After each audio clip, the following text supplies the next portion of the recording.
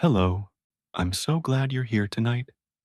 Wherever you are, whether you're lying in bed under soft blankets, sitting beside a warm lamp, or just looking for a quiet moment to breathe, I want you to feel safe and at ease.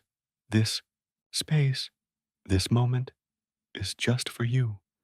There's no rush here, no noise, only calm voices and soft stories. Tonight, I'd like to tell you a tale whispered by the fog and remembered by the trees. It's the story of an old man, a quiet man, who appears only on misty mornings. He carries with him something very special: wooden toys carved with his own two hands from trees that only grow when the dew is thick and silver. But this is more than just a story about toys.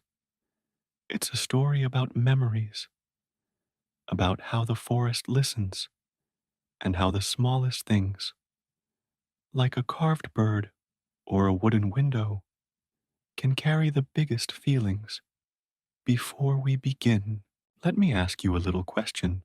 What time is it where you are right now? Is it late at night, just before sleep, or maybe early in the morning when the sky is still quiet? Whatever the hour, I'm grateful that you chose to spend it with this story. Thank you for pressing play. Thank you for giving your time. I truly hope this tale will bring you comfort, or a gentle smile, or maybe just a peaceful pause in your day. And if you enjoy stories like this, you're always welcome to stay, to listen again another night, or to share this with someone else who needs a little quiet, too. Now, before we step into the forest together, take a deep breath with me. Inhale, slowly, hold it for a moment, and now exhale. Let your shoulders drop. Let the tension leave your hands. Let your thoughts slow down. You don't have to do anything now except listen. Let the world fall away for a while and come with me to a foggy little market where an old man is waiting with pockets full of wooden dreams. Are you ready? Then let us begin. Every morning, when the fog was still thick over the hills and the grass was covered in dewdrops, a small market would slowly come to life. There, among sleepy shopkeepers and children rubbing their eyes, a quiet old man would always arrive. He came alone, pushing a wooden cart filled with toys. Not plastic, not metal, but toys made from wood, carefully carved by hand, spinning tops, small animals, moving puppets, even tiny boats with little sails.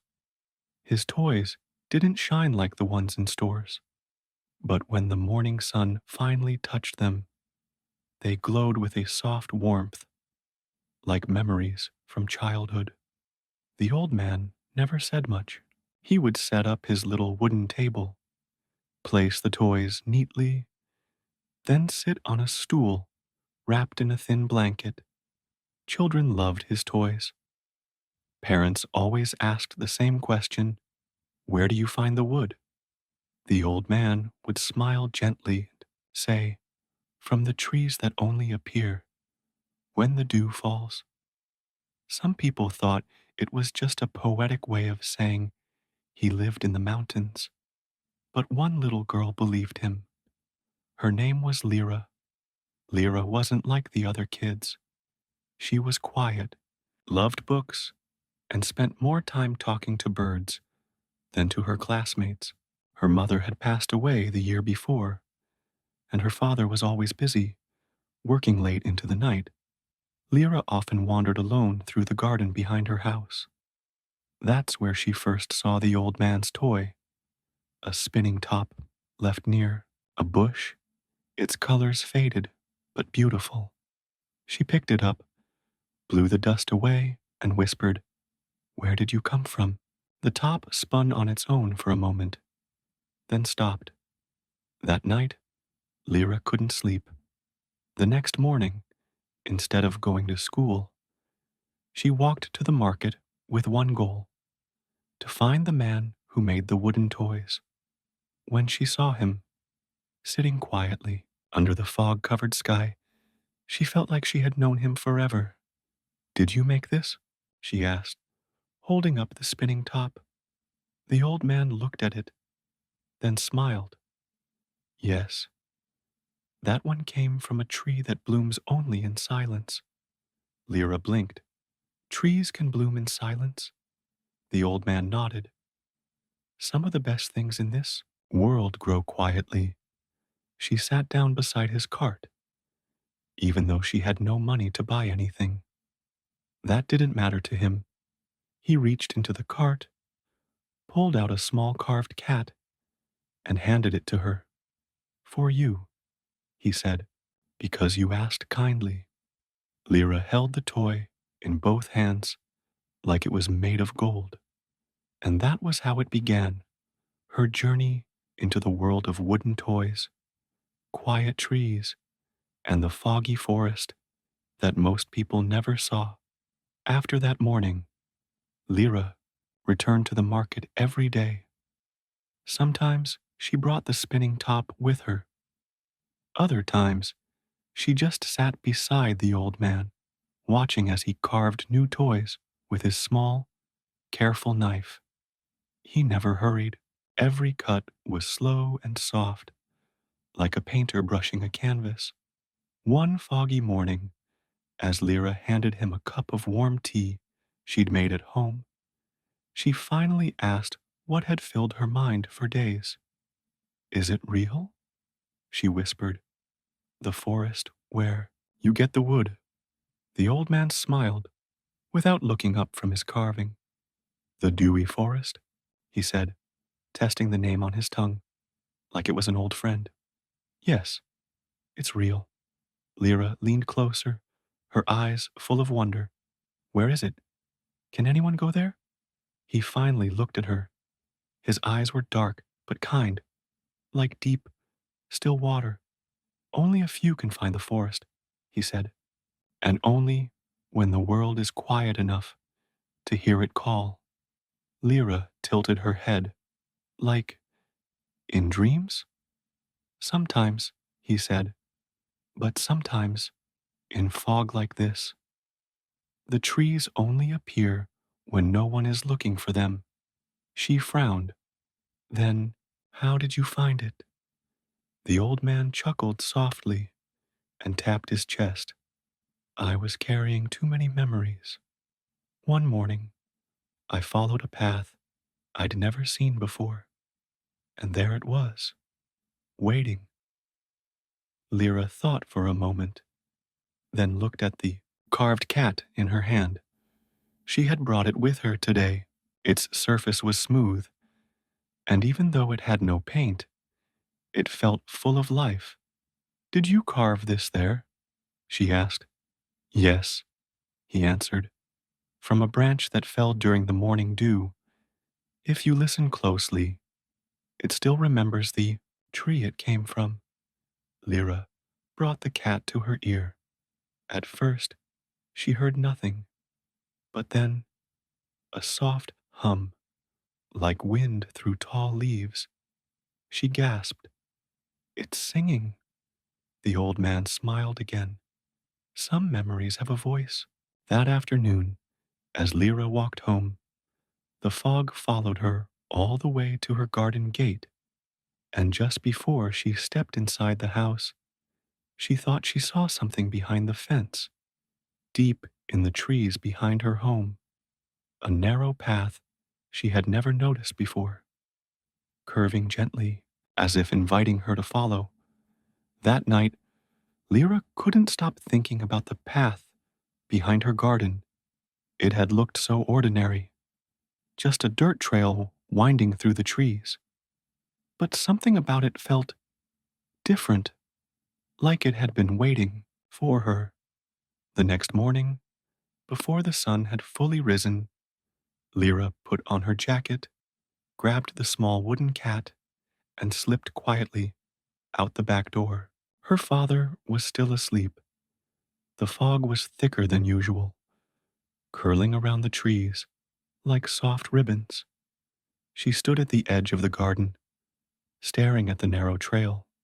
Maybe it's just a game, she whispered to herself. But she stepped forward anyway. The moment her foot touched the trail, she felt it. The air changed. It wasn't colder or warmer. It was quieter, like someone had turned down the volume of the world.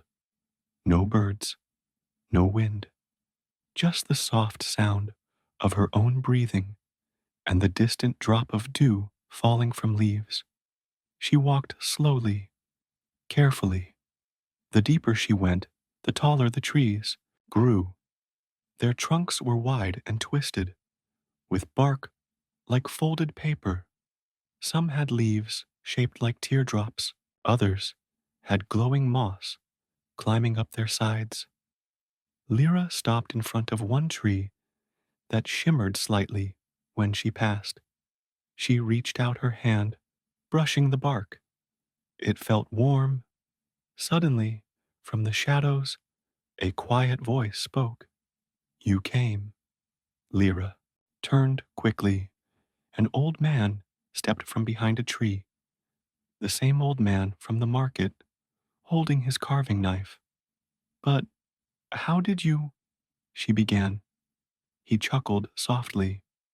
This forest only appears to those with an open heart. And today, you were ready. Lyra looked around. So, this is the Dewy forest? The old man nodded. It's not on any map, he said. You can't find it by accident. You must need it. Lyra glanced down at the wooden cat in her hands. I miss my mom, she said, almost in a whisper. I know, the old man replied gently. This forest hears that kind of missing. He waved his hand toward a clearing up ahead. Come, there's something I want to show you. As they walked, the trees opened to a wide, quiet space. In the center stood a small wooden cabin. It looked like it had grown out of the ground itself. The door was open. Inside, the room was filled with carved toys, hundreds of them. Animals, instruments, tiny people frozen mid-dance, boats, birds, butterflies. They filled every shelf, every wall. Lyra's eyes grew wide. Did you make all of these? She asked. The old man smiled. No, some were made by the forest itself. Others were carved by people, just like you. Lyra looked up. Me? He nodded. Every time someone carries a deep memory into this place, the wood listens. And sometimes it answers. Lyra didn't know exactly what he meant, but she felt something in her chest. A quiet warmth, like the beginning of a flame. Inside the wooden cabin, the air was filled with the soft smell of pine and something sweet, like old paper and warm tea. Lyra walked between shelves of carved animals, her fingers brushing the shapes gently. Each one seemed to hold a tiny story. A fox curled in sleep, a swan mid-flight, a girl playing a flute, carved with such care that Lyra could almost hear the music. The old man stood behind a long table, where a block of wood rested quietly, waiting. He picked up his carving knife and motioned for Lyra to come closer. I want you to try, he said. Lyra's eyes widened. Me? But I've never carved anything before. The old man smiled gently. That's exactly why you should. He handed her the knife. It was lighter than she expected. The handle was smooth, like it had been held by many hands before hers. She looked down at the block of wood. It was pale, with tiny grooves that shimmered in the light. What should I make? She asked, suddenly nervous. Don't think too hard, he said. Just let your memory guide your hands. Lyra took a deep breath.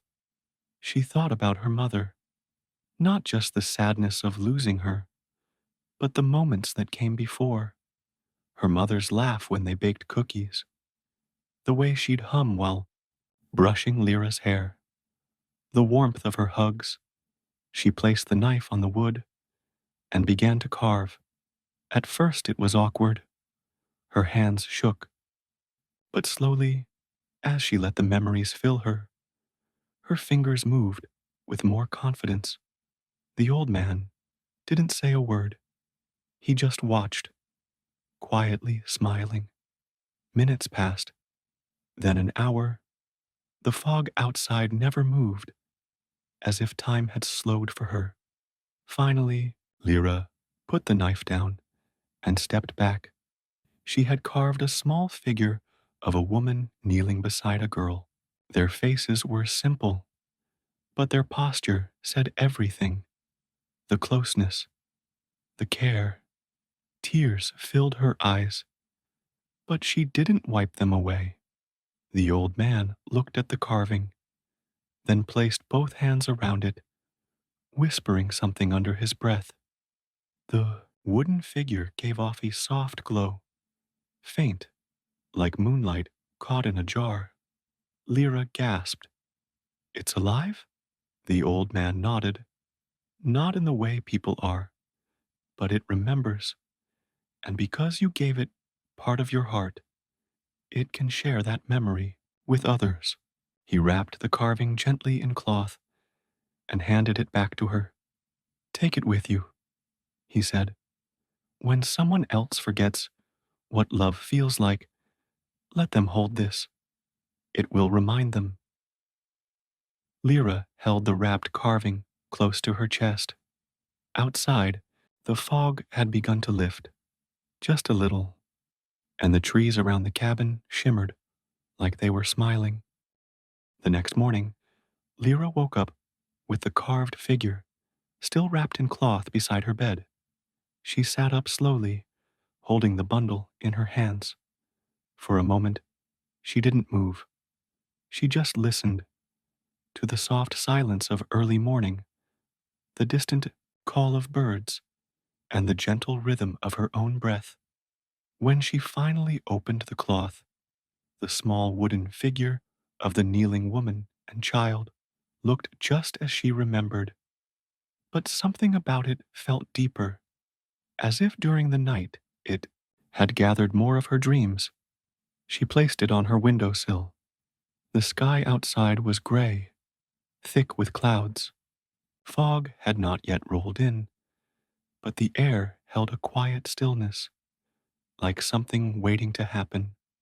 Lyra pulled on her coat, tied her boots, and walked down to the market, her heart beating a little faster with every step. But when she arrived, the old man was not there. His little stall was empty. No toys, no chair, just a bare space, as if he had never been there at all. Lyra waited for an hour. She sat on the edge of the stall, her legs swinging slowly, her eyes scanning every corner of the square. But he didn't come. She returned the next day, and the day after, and the day after that. Still, no sign of him. On the fifth morning, fog finally returned. Lyra rushed to the market, her heart full of hope, but the stall remained empty. That day, she walked home slower than usual. Her hands were tucked into her sleeves, her face turned to the ground. But even as disappointment sat heavy in her chest, she noticed something new. Outside the baker's shop, hanging above the window, was a small carved bird, a finch, painted soft yellow with tiny eyes that seemed to sparkle in the mist. Lyra had never seen it before. Later, at the town fountain, She passed a boy holding a carved fox, its tail curled tight, its ears pricked, as if it were listening to a distant sound. The boy cradled it carefully, smiling at it like an old friend. That night, Lyra sat on her porch with her mother's carving in her lap. The street was quiet, the stars hidden behind clouds. A neighbor passed by and paused. It was Mrs. Alden, the kind old woman who used to give Lyra sweet bread when she was small. She looked at the carving in Lyra's hands. "That's beautiful," she whispered. Lyra looked up and smiled. "Would you like to hold it?" Mrs. Alden hesitated, then sat beside her. Her wrinkled hands cupped the figure carefully. She didn't say anything at first, but after a while her lips trembled slightly, and she closed her eyes. A single tear slipped down her cheek. "I remember this feeling," she whispered. "I thought I'd lost it." Lyra watched her in silence. The figure hummed gently in the older woman's hands, just like it did for her. From that night on, Lyra began to share the carving with others, quietly, gently, never forcing it, never explaining too much. People didn't need words to understand. There was Mr. Thomas, who had just lost his brother. He held the figure for nearly an hour, saying nothing, but his shoulders softened when he returned it. There was little Clara, who had stopped speaking after her dog passed away. She touched the carving once, and the next day she said, "Thank you," to her mother. Each person who held it seemed to wake up something inside themselves, something small and beautiful, and all the while, Lyra waited for the old man. Then, one afternoon, as she walked home through a narrow path lined with trees, she saw him. He was kneeling by a bush, gathering small branches into a bundle. His back was turned, but the way he moved, slow, patient, quiet, was unmistakable. Lyra gasped, then smiled. "You weren't at the market," she said softly. The old man turned. His eyes were kind.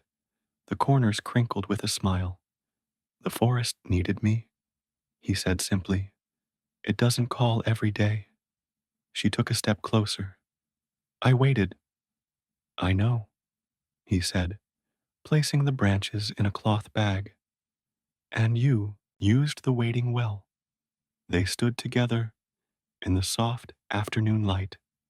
No fog, no magic, just the quiet sound of wind in the trees and birds calling in the distance.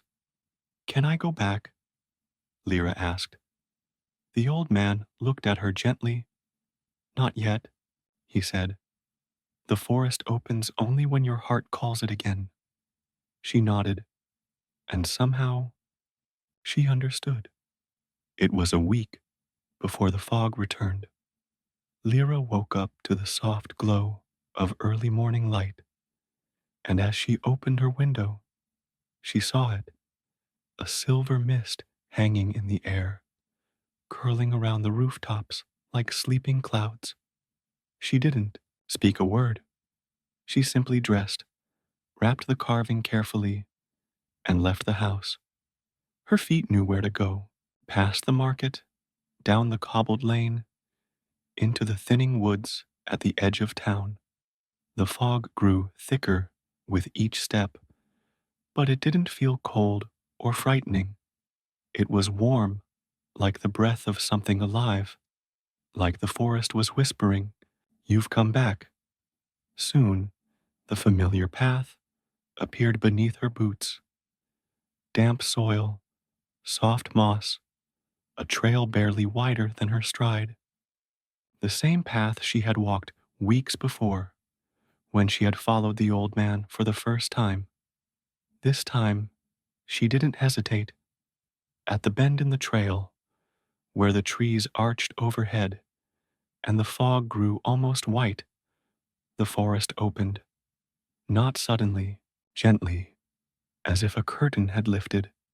There was the cabin, small, crooked, its chimney rising like a finger into the sky. Smoke curled from it in thin streams, and sitting in front of the door, with a log across his knees, was the old man. He was carving again, his hands steady, the wood shavings falling like snowflakes. I was wondering when the fog would bring you, he said, without looking up. Lyra smiled. It waited until I was ready. The old man nodded. That's how it works. She sat beside him. He passed her a small piece of wood and a knife with a smooth handle worn by time. No lesson today? She asked. This is the lesson, he said, still carving. You learn by listening, not to me, to the wood. Lyra held the piece of wood in her hands. She ran her fingers over it, closed her eyes, and listened. At first, she heard nothing but her own breath. Then, slowly, a whisper, not words, a feeling, a memory, a moment flashed in her mind, running through tall grass with her mother, laughing, the wind in her hair. She opened her eyes and stared at the wood. Did that come from me? No, said the old man. It came from the tree. He pointed to the forest beyond the cabin. Out there, not every tree is just a tree. Some are memory trees. They grow from feelings, from joy, from sorrow, from love left behind. When the forest hears enough of a memory, it grows something to hold it. Lyra stared at the trees. They swayed gently, even though no wind blew. You carve memories, she asked softly. I listen to them, he replied. The wood tells me what shape it wants to be. My knife just follows. She looked down at the block in her hand again. Can I try? The old man smiled. That's why you're here. And so she carved, slowly, carefully, with fingers that trembled and eyes that saw not just the shape, but the story inside it. Time passed quietly. The sun never fully broke through the fog. The light stayed soft, and the air felt like a blanket. By the time she looked up, hours had gone by. In her hands was the shape of a small bird. Its wings were folded, its head slightly tilted, as if it were listening for a familiar voice. The old man looked over and nodded. That one remembers a song. Lyra blinked. A song? Someone once sang to a tree, he said, over and over, for years. That tree listened, and it grew wood that remembers that tune. It waited to be carved, and today, you were the one who heard it. Lyra held the bird close. She didn't know the song, not with her ears, but her heart felt full and warm. The old man stood and walked toward a cluster of trees just beyond the clearing. Come, he said. Lyra followed.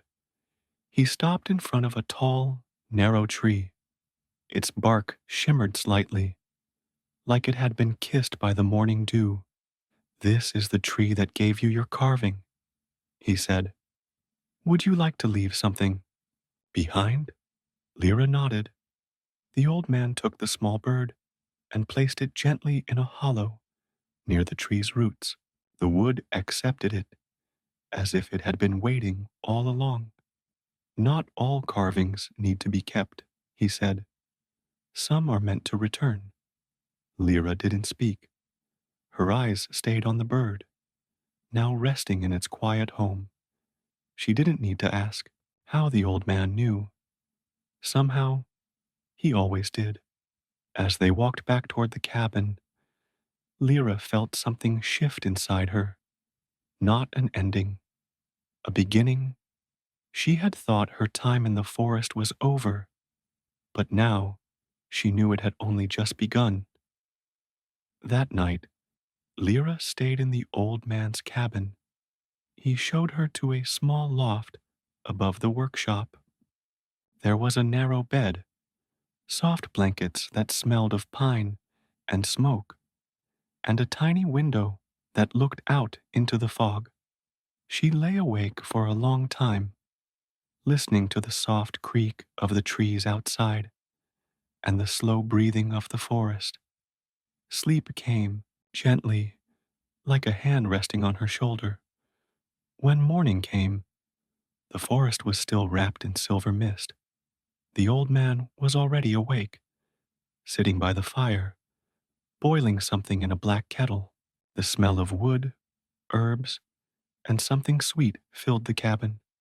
He handed her a small wooden cup. Tea from memory leaves, he said. Lyra took a sip. It tasted like honey, mint, and something she couldn't name. Something warm and familiar, like a hug she had forgotten. She sat on the floor, warming her hands by the fire. Why do the carvings matter so much? She asked quietly. Why do they change people? The old man looked into the flames for a long time before answering. Because most people carry stories they don't know how to tell. Some stories are too quiet. Some are too heavy. But wood listens. It remembers without judgment. He reached for a log beside him. It was curved strangely, with lines that spiraled inward.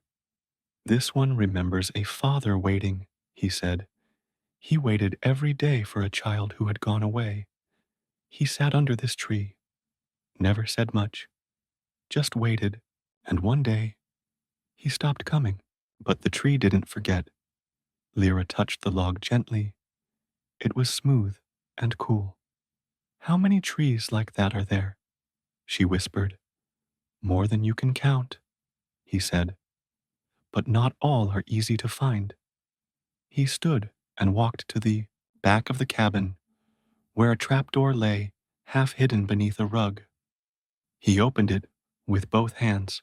A deep scent rose, earthy, dark, and rich, like wet soil after rain. Come, he said, picking up a lantern. Lyra followed him down a steep wooden ladder into the earth.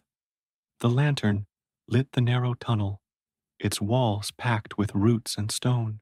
The air was cool, but not cold. It felt like stepping into something ancient.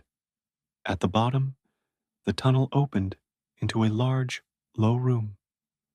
Its walls were made of tree roots, twisting, curling, almost like frozen rivers.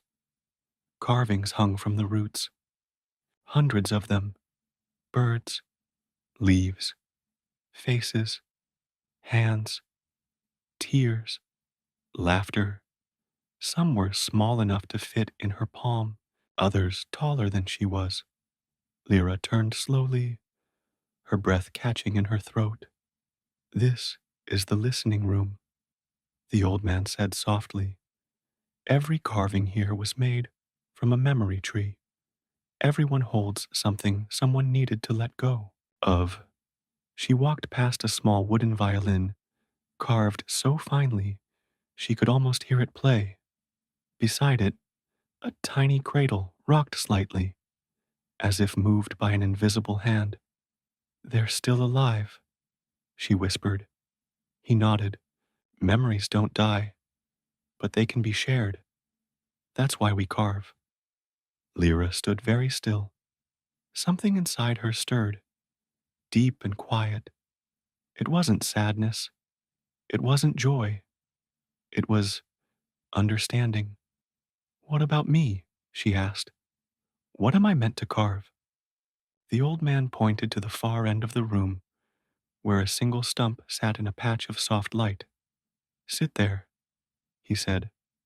Hold the knife and wait. She obeyed.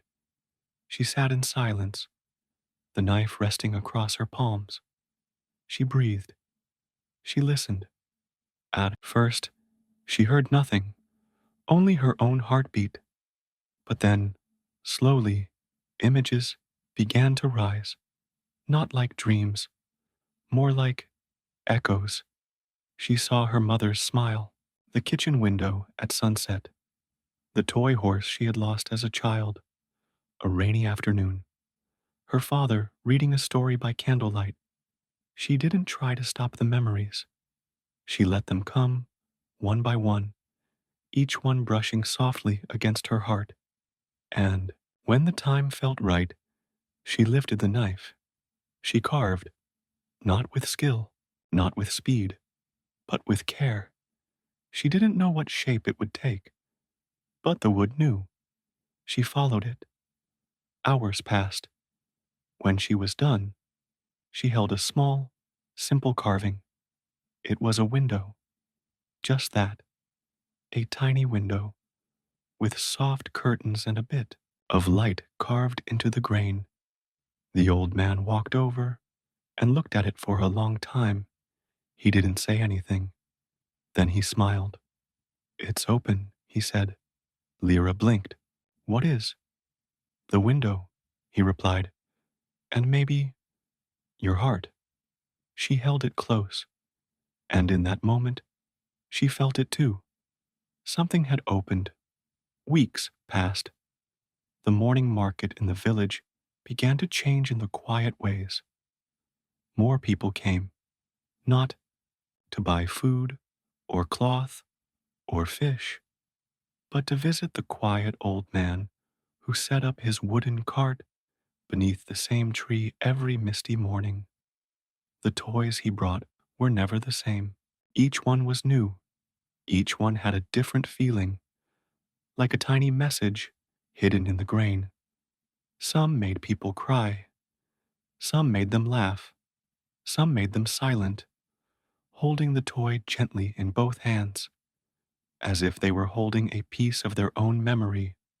And beside the old man sat Lyra, not always speaking, not always carving, just being there. Sometimes she helped wrap a toy. Sometimes she gave warm tea to those who sat too long in silence. But always she listened. The villagers began calling her the Mist Girl, though they said it kindly. One morning, just before sunrise, as the fog curled like sleeping cats around the stone paths, a stranger arrived at the market. He was tall, with a long coat and a face that looked both young and tired. He carried no bag. His shoes were worn thin. He didn't speak. He only stood before the toy cart and stared at the toys. The old man looked up at him, then slowly returned to his carving. Lyra watched him carefully. The stranger picked up a carved wooden fox. It was simple, just the shape of a fox curled into sleep. He stared at it for a long time. Then he whispered, I had a dog once. She looked like this when she curled up beside me. His voice cracked at the edges, like paper burning. He placed the fox back on the cart. I don't deserve to carry something that gentle, he said, and he turned to walk away. But the old man spoke, his voice steady and calm. It's not about deserving. It's about remembering. The stranger stopped. He didn't look back, but he listened. The old man continued, some memories are too heavy to carry in your hands, so we carry them in wood. That way, they can rest too. Lyra stepped forward and gently picked up the fox. She held it out to the stranger. He turned slowly. His eyes were tired, but wet with something soft. She said simply, you're allowed to remember her. That's all. He took the fox, held it, and for the first time in what seemed like a long while, he sat down. He stayed by the cart until the mist began to lift. He didn't buy anything else. He didn't speak again, but before he left, he placed a single pine cone on the edge of the cart, smooth, polished, and worn, clearly carried in his pocket for many years. Lyra took it with both hands and nodded. That night, back at the cabin, the old man said, "There will be more like him, people who carry pain like stones." Lyra asked, "Can I help them?" The old man looked at her. His eyes, always full of light and shadow, seemed softer tonight. "You already are," he said. She looked down at her hands, small, calloused, now, and full of splinters, but they didn't hurt. Not anymore. Outside, the dew was beginning to form. The memory trees would soon bloom again. One morning, as the fog still curled low across the hills, the old man handed Lyra a small satchel. Inside it, a carving knife, a folded cloth, and a piece of warm bread wrapped in leaves. "Today," he said, "you walk alone." Lyra looked up at him, surprised. "Where will I go?" she asked.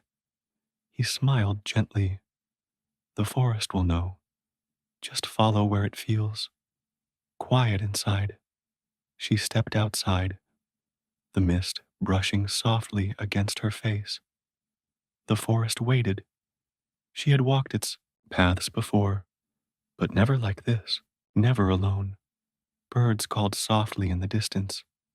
Dew shimmered on the tips of ferns, and each breath she took felt cool and clean.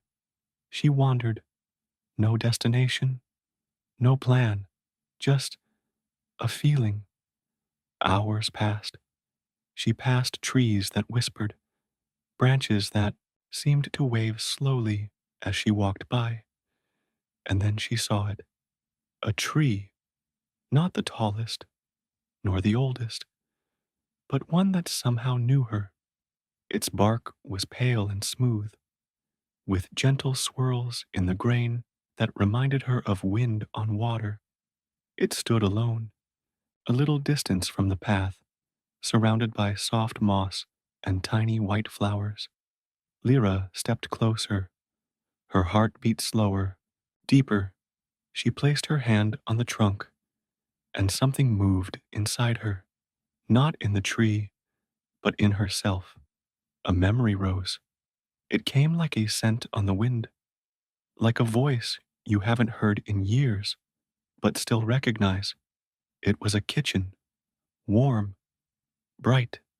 Her mother's voice, humming something sweet, and her, small, sitting at the table, carving a crooked little heart into a wooden spoon with her fingernail. She had forgotten that moment, but the tree hadn't. She sat down before it, pulled out her knife, and rested it gently on her lap. She waited. The forest was quiet here, so quiet it felt like the ground was holding its breath. Then, slowly, she began to carve, not because she knew what shape would come, but because her hands remembered more than her mind. Shavings of wood fell like feathers, and as the figure took shape, more memories rose. Her first friend, Leo, who gave her a flower crown and disappeared one spring, the day she broke her arm falling from a tree, and her father carried her home in silence. The first time she saw someone cry and didn't know what to say, so she just held their hand. Her hands kept moving. The wood listened. By the time the sky began to turn gold, she had carved something small and delicate. It was a little boat. Simple, soft edges, no sails. But inside the boat, a girl, sitting, knees to her chest, looking forward, not afraid. She looked at it for a long time, then stood. She pressed her palm once more to the tree and whispered, "Thank you." On her way back, the light changed. The mist had thinned, but the dew still sparkled along the path. It felt like the forest was smiling, and when she returned to the cabin, the old man was already waiting, stirring something warm by the fire. He didn't ask what she found. He just handed her a bowl of stew and said, "The first memory we carve is for ourselves. The next one's for others." Lyra nodded. She held the little boat in her hand, and for the first time, she felt something she hadn't felt in a long time. Not peace, not joy, something quieter, a kind of belonging, like she was no longer drifting, like she had found her place in the fog. After the day she carved the little boat, something inside Lyra began to change. She still sat beside the old man each morning, still helped him tie ribbons onto toys, or pour warm tea into small cups for visitors who didn't want to speak. But her hands itched more often now, not from splinters, but from wanting to carve, wanting to make something that mattered. One foggy morning, just before the market, filled with footsteps, the old man spoke. "Do you know," he asked softly, "why I come here only when there is mist?" Lyra looked at him. "Because it's quieter?" He smiled. "That too, but also because mist makes people slow down. It softens the world, makes people look twice, listen closer." He picked up a tiny carved owl and turned it in his hand. "People don't come here for toys," he said. "They come to feel something they forgot they needed." Lyra nodded slowly. The old man continued, "And one day they will come for you." She blinked. "Me?" He placed the owl gently into a cloth pouch. "You see," he said, "I've been listening to the trees for many, many years. They've shown me thousands of memories, but now they whisper your name more than mine." Lyra didn't know what to say. The idea felt too big to hold, but the old man only smiled and handed her a small roll of parchment tied with string. She untied it carefully. Inside, a map, hand drawn and soft with age. It showed the forest, the winding river, and small dots marked in different places. Each dot was labeled with one thing, a name. "Memory trees," the old man explained. "Every one of them remembers someone." Lyra traced her fingers across the lines. "So many," she whispered. He nodded. "Each one is waiting for someone who will listen, for someone who will carve the forgotten stories into something gentle." Lyra looked up at him. "You're saying I should go? Alone?" His eyes were kind, but clear. "Not should. Can." He poured 2 cups of tea, one for her, one for him. They sat together in silence for a while, the mist curling at their feet like sleepy cats. Then Lyra asked, "If I leave, what will you do?" The old man looked out at the forest. "I'll wait," he said. "For the next one." She smiled. A soft, grateful smile. There was no sadness, just change, the kind that comes when morning fades into afternoon, quiet and steady. That night, she packed her satchel, the knife, a carving stone, the boat she had made, a few toys the old man gave her for trade, and the map. She stood at the doorway of the cabin and looked back once. The old man was already asleep in his chair, the fire flickering beside him. She whispered, "Thank you," even though he might not hear it, then stepped into the mist. The path beyond the familiar hills felt both new and old. Each morning, Lyra followed the lines on the map. Each evening, she rested near a fire made of dry twigs and leaves. Wrapped in her worn cloak, the little wooden boat never far from her hand. She had visited 2 memory trees so far, one near a quiet lake where a woman in her 60s carved the shape of her late husband's laughter, and another hidden behind a crumbling wall where a boy sat in silence until he remembered the voice of his older brother, lost many winters ago. Lyra didn't speak much during these visits. She simply offered her carving knife and her presence. But today felt different. The third tree on the map stood deeper in the forest. There was no path, only tall grass, low fog, and the sound of branches brushing softly against one another. When she found the tree, she paused. It was enormous, far taller than any she'd seen. Its bark was dark and cracked, almost like old skin, but it stood strong, its thick roots reaching out like arms resting on the earth. She stepped closer, placed her hand on the trunk, closed her eyes. Nothing, no warmth, no whisper, no memory rising to greet her. She tried again. Still silence.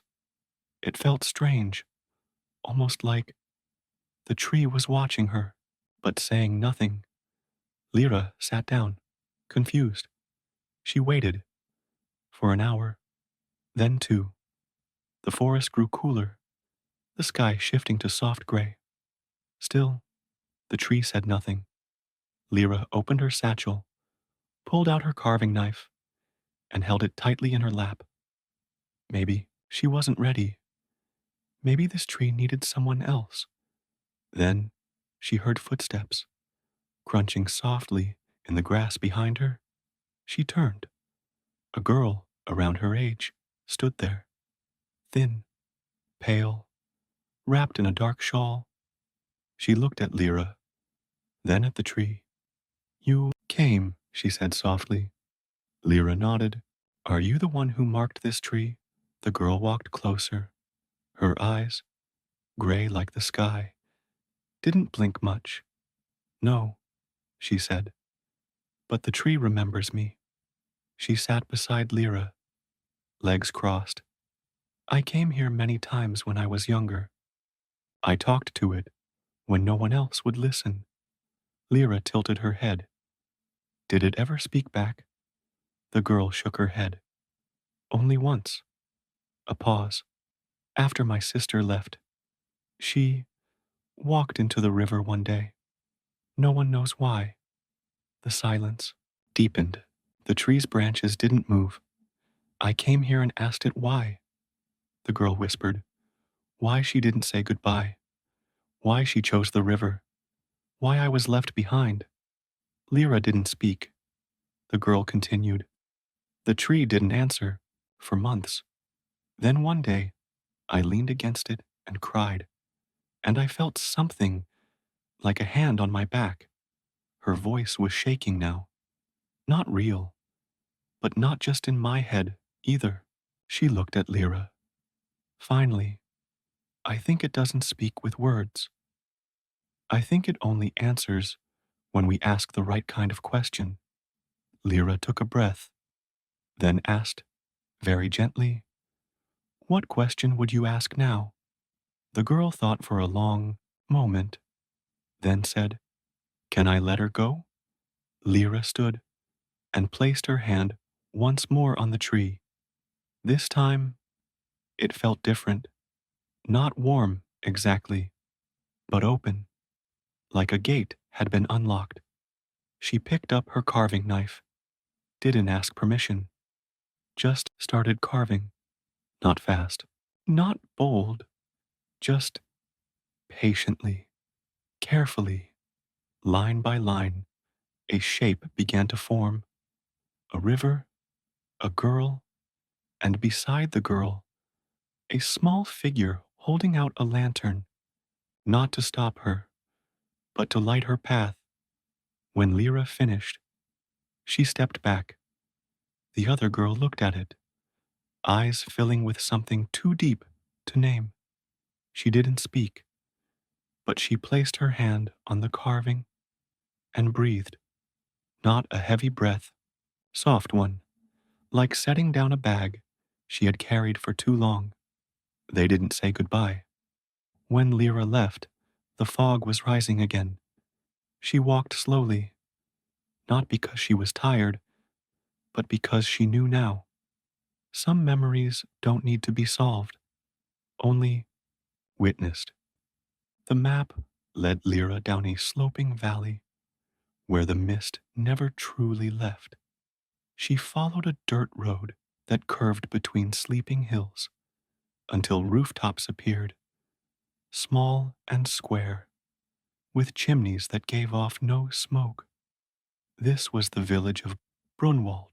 She had heard the name once, whispered by the old man in passing. A village where stories go to sleep, he'd said. Now that she stood at its edge, she understood what he meant. Brunwald wasn't quiet. Children played, merchants argued over prices, pots clanged in kitchens, but the silence was inside the people. They spoke, but not about themselves. They worked, but never paused to wonder. They smiled, but only with their mouths. It was a silence not of sound, but of soul.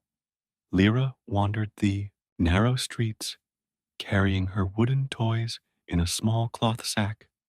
No one stopped her. No one asked. It felt heavy. That night, she stayed in a tiny room above a baker's shop.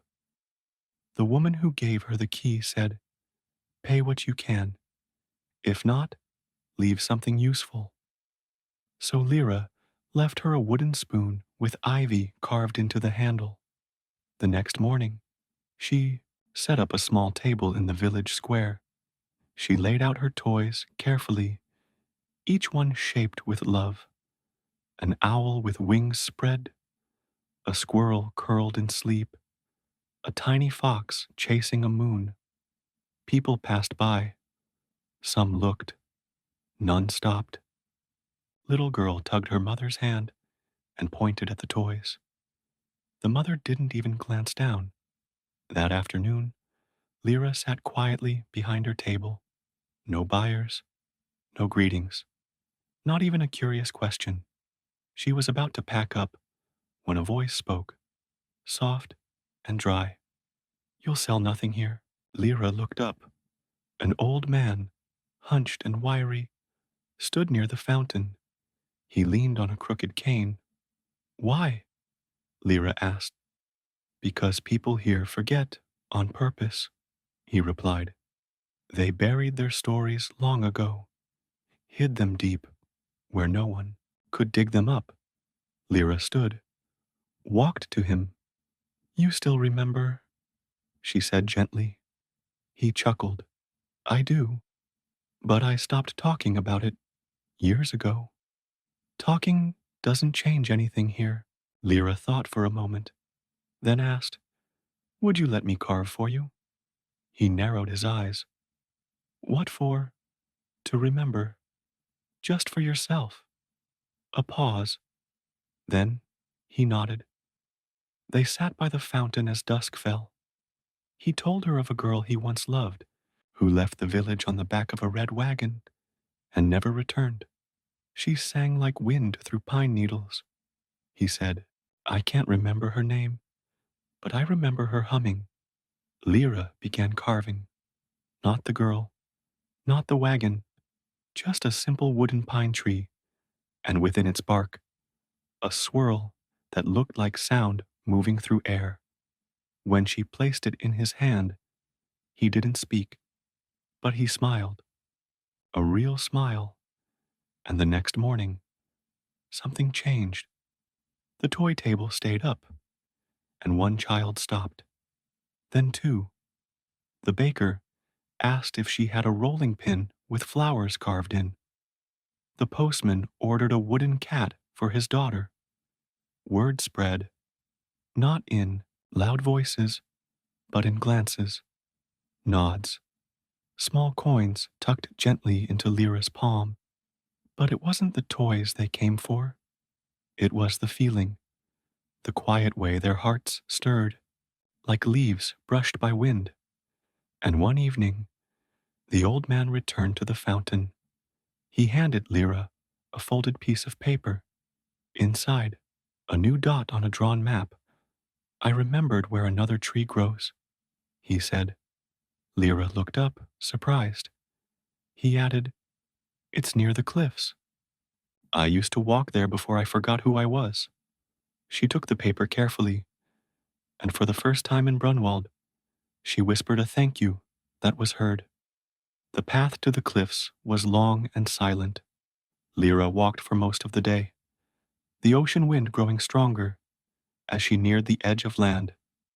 The fog lifted only slightly, just enough to reveal the thin ribbon of road ahead, winding through wild grass and thorny shrubs. She saw the lighthouse long before she reached it. It stood like a giant candle, tall, pale, and steady, on a steep rise overlooking the sea. Its top blinked slowly, not like a warning, but like someone thinking deeply, opening and closing one eye. As she climbed the final hill, the wind tugged at her cloak, and the sound of waves crashing below began to grow louder than her own footsteps. At the base of the lighthouse, a wooden door stood half open. She knocked. No answer. She peeked inside. There were no lights in the lower chamber, only a spiral staircase winding up into the dark. A voice echoed from above. If you've come for silence, you're too late. The sea already took it. Lyra blinked. I came for memory. There was a long pause. Then, climb. Step by step, Lyra ascended. The stairs creaked with each movement, and the smell of salt and oil filled the air. At the top, she found a man sitting beside the lamp. His hair was white and wild. His coat, once navy blue, was faded like old paper. His eyes, though, were sharp, watching the horizon as if expecting something to rise from the water. He didn't look at her. He just said, The light keeps blinking, even when there's no one left to see it. Lyra stepped closer. Why do you keep it on? He finally turned to her. Because she might come back one day. Lyra lowered her voice. Who? He turned back to the sea. My daughter. She left on a ship 15 years ago. Promised she'd return when she found what she was looking for. The ocean doesn't give back much. But I thought, maybe the light would guide her. The wind howled around the glass windows. Lyra sat on a wooden crate nearby, took out her carving knife. May I? She asked softly. He looked at her hands, at the small bundle of wood in her satchel, at her eyes. He nodded. She began carving, not in haste, not with a clear image in mind, just letting her fingers move. The waves roared below. The lamp above their heads blinked on and off and on again. When she was finished, she handed him a small wooden carving of a lighthouse, except at the top, instead of a light, was a heart carved in a spiral, like a quiet beacon. He didn't speak.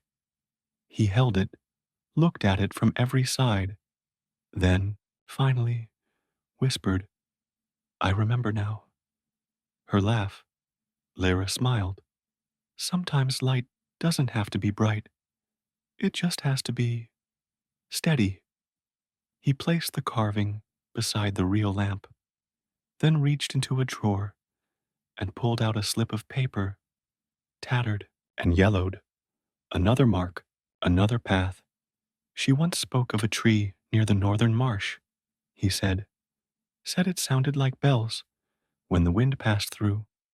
Lyra folded the paper and placed it gently inside her coat. Outside, the fog swirled, the waves rolled on, and the light blinked, still waiting, still hoping.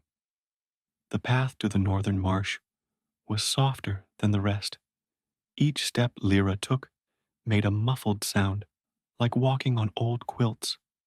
The earth was damp, and the air smelled of moss, deep water, and time. The map had led her here, a land where trees grew low and wide, not tall and proud.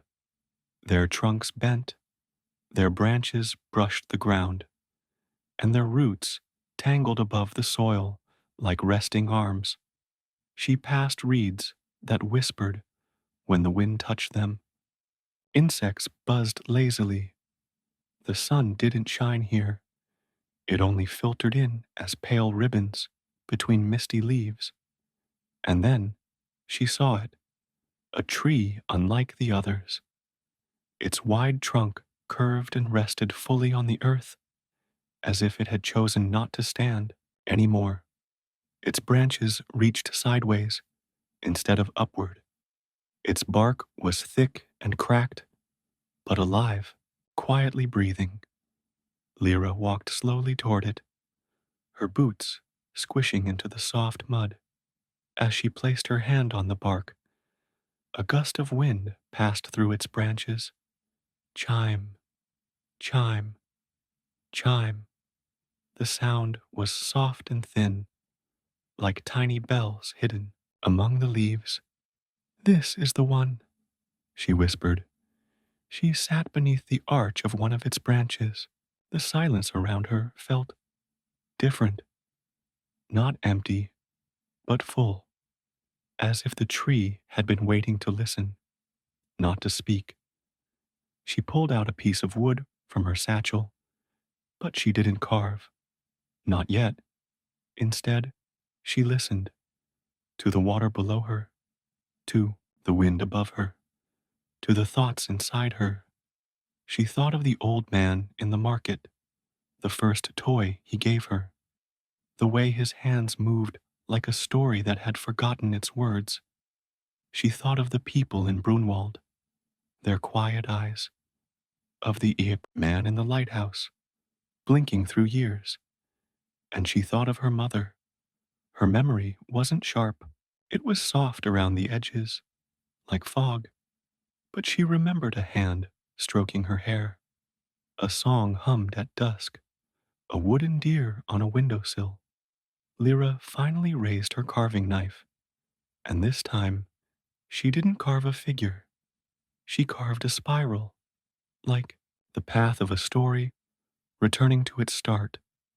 And inside that spiral, she carved another tree, one that didn't stand tall, but chose instead to lie close to the ground, like it was holding the world. When she finished, her fingers were wet with dew. She placed the carving in the crook of the lying tree. Then she looked up and saw something impossible.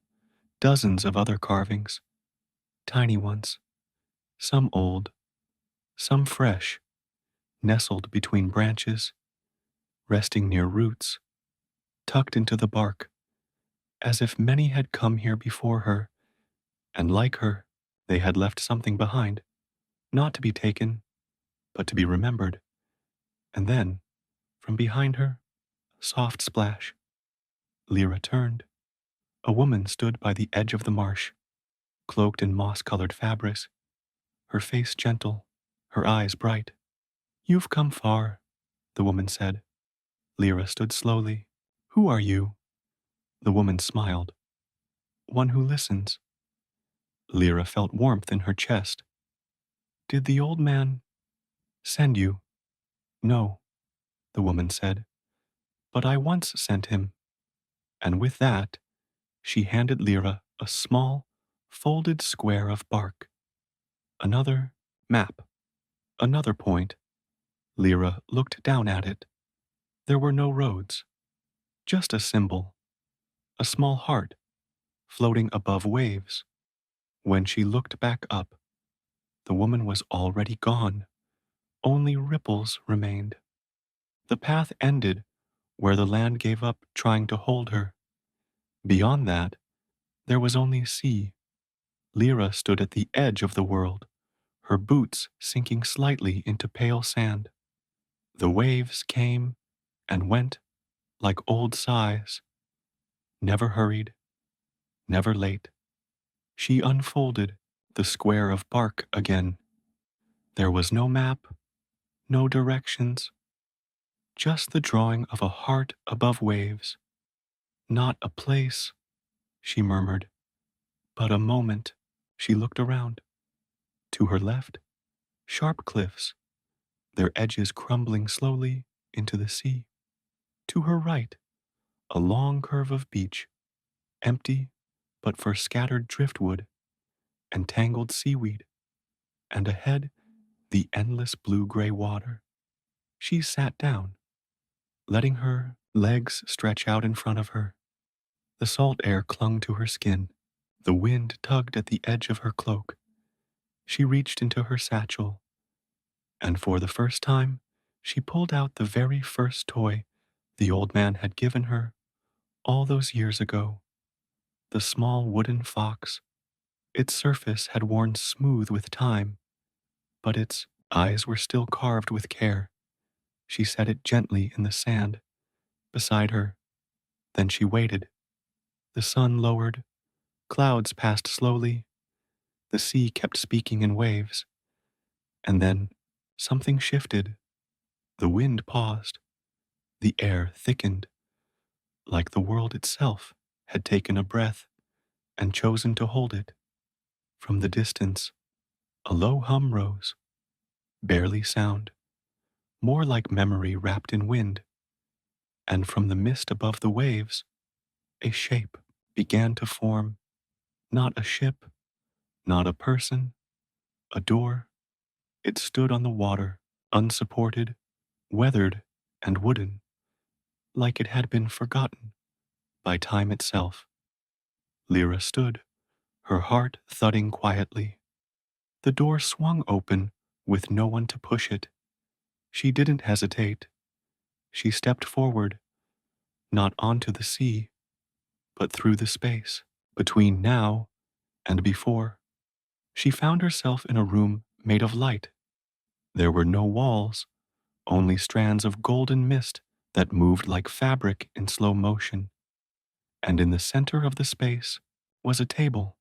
On it, hundreds, no thousands, of wooden toys, some shaped like animals, some like stars, some like pieces of dreams. And behind the table stood the old man. He looked just the same eyes, same hands, same silence that carried a story. But something was different. He was smiling, not a smile of greeting, a smile of welcome. You found the last place, he said, voice as soft as driftwood. Lyra's voice trembled. Is this where the toys come from? He nodded. And where they return? She looked around. But I thought you carved them. I do, he replied, but only the first shape. The rest, what they become, comes from the ones who carry them. She placed the small fox on the table. It glowed faintly, like it remembered something important. He touched it gently. This one helped you begin. She nodded. And now, he said, you are ready to carve the one thing no one else can. Lyra tilted her head. He pointed to her heart, the toy that remembers you. A block of soft, glowing wood appeared in her hands. She didn't ask how, she simply knew what to do. She carved slowly, with care, with pieces of memory tucked into every movement. Her mother's lullaby, the lighthouse's blink, the tree that lay down, the hands that carved before her. And when she finished, she held a small wooden figure. It looked like her, but more than her. It held the quiet, the courage, the questions, and the stories she had carried. The old man reached forward. Now, leave it here and take nothing else. Lyra placed it on the table, and then the light folded, the door closed, and she was standing on the beach again, the waves gentle, the sky open. But something had changed. Her satchel was empty now, except for one thing, small note, written in a steady, familiar hand. Return whenever you forget who you are. The sea remembers. Lyra walked slowly back to the market, her steps softer than before. The sea behind her was a distant hum, the wind a quiet memory on her skin. She passed the cliffs where the door had been, and the empty beach where the light had folded into the mist. But now the world felt different. The air felt lighter somehow. The sky seemed wider. Even the sound of her footsteps on the earth seemed more aware. When she reached the market, it was late afternoon. The same small, dusty square she had once left in search of something more. The same low hum of voices, the same familiar faces of the vendors. People who had lived their entire lives in this place. But today, something had changed. The air was still thick with the scent of wood and flowers, and the old stall, where the toy seller used to be, was now empty. The signs were faded, the ropes hanging loosely from the posts. Lyra's heart skipped. She stood still for a moment. Then she saw it. At the far end of the market, near the edge where the path led into the forest, there was a small crowd gathering. Not a crowd of shoppers. No, this was different. This was a crowd of children. A few of them were holding wooden toys, bright, freshly carved, and shining like they had just been born from the earth. Lyra stepped closer, and there, in the center of it all, was a figure she hadn't seen in so long. The old man. He was standing tall, older perhaps, but with the same peaceful expression, the same hands that seemed to carry the weight of 1,000 stories. His stall was no longer just an empty space. It was alive again, filled with toys of every shape and size, arranged neatly on a wooden table. The children crowded around him, their eyes wide with wonder. They reached for the toys, with hands full of questions. Lyra approached slowly. The old man looked up, his eyes meeting hers. He smiled, but this time it was different. It was a smile of recognition, of understanding. Did you find what you were looking for? He asked, his voice soft, like the wind through the trees. Lyra nodded, her throat tight with emotion. She wanted to say so much, but all the words seemed to gather like dust, too heavy to speak. Instead, she reached into her satchel and pulled out a single wooden figure, the one she had carved in the lighthouse, the one that remembered her. She placed it gently on the table beside him. He picked it up, turning it in his hands. A figure of memory, he said, and one of hope. Lyra smiled softly. The children continued to gather around, their eyes fixed on the toys. Some of them pointed to the wooden deer, the lions, the birds, each piece carved with such care, each figure holding its own story. I thought you were gone, Lyra said quietly. The old man chuckled softly. I was never truly gone, just waiting for the right moment to return. He glanced around at the children, then back at her. Every toy I carve, every shape I make, it's not just for the hands that hold them, it's for the hearts that remember, the ones who listen, the ones who carry the stories. Lyra stood still, the weight of his words settling in her chest. She realized then that the toys weren't just objects, they were carriers of stories, and the stories were always waiting to be passed on. You, Lyra began, her voice cracking slightly. You've been giving them away all this time, to the children, to the people. The old man nodded. They are more than toys, Lyra, he said gently. They are reminders that everything, even time itself, is a story, always unfolding. And when you carve something into the world, it becomes part of that story. Lyra stood back, taking in the sight of the market, the toys, the children, and the man who had started it all. It wasn't just the toys that had returned. It was everything that had ever been lost or forgotten, now reborn through the simple act of creation. The world felt fuller somehow. As the sun began to dip below the horizon, painting the sky in shades of amber and lavender, Lyra realized something she hadn't before. The toys she had carried, the ones she had carved, the ones she had left behind, they weren't just memories. They were connections.